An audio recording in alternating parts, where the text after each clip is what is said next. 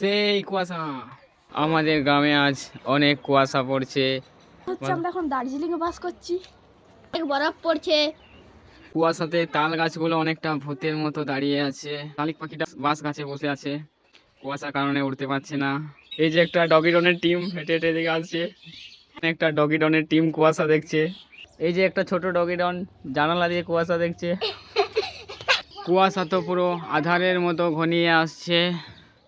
কুয়াশা দেখা হয়ে গেছে, ডগি ডনের টিম চলে গেল।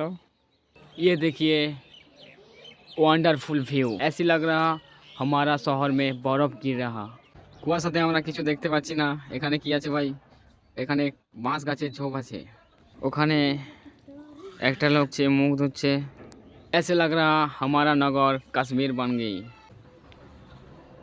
এটা কিন্তু কুয়াশা নয়, এটা উনুনের ধোঁয়া। কুয়াশার পরিমাণ এতই আছে, এই দেখুন পায়রাগুলো চুপচাপ বসে আছে, উঠতে পারছে না ঠিকঠাক। হারিয়ে যাওয়ার ভয়ে বাড়ি থেকে মানুষরা বেরোতে পারছে না। এই যে এখানে এই কুয়াশার মধ্যেও একটা ঠাকুমা ফুল চুরি করতে চলে এসেছে। এই যে দেখুন ফুল নিয়ে যাচ্ছে, হয়তো পুজো করবে। ঘন কুয়াশার মধ্যে একজন হেঁটে হেঁটে যাচ্ছে। আমরা আমাদের সর্বোচ্চ সিংহ ছাদ থেকে এই কুয়াশা উপভোগ করছি। এখানে একটি বান্দা হেঁটে হেঁটে যাচ্ছে। কুয়াশা তো আরও ঘনিয়ে আসছে, কি জানি কখন সূর্যদেব আসবে কুয়াশার চাদর গোটাতে, তার বিকিরণ ছড়াতে। হাই ফ্রেন্ডস, আজ অনেক কুয়াশা। এই প্রচণ্ড কুয়াশার মধ্যে আমরা হারিয়ে যাব না তো? আরে এখানে একটা টাটা প্লের অ্যান্টেনা লাগানো আছে, এটা দেবো নাকি ঘুরিয়ে, যাতে এদের টিভি দেখার 12টা বেজে যায়।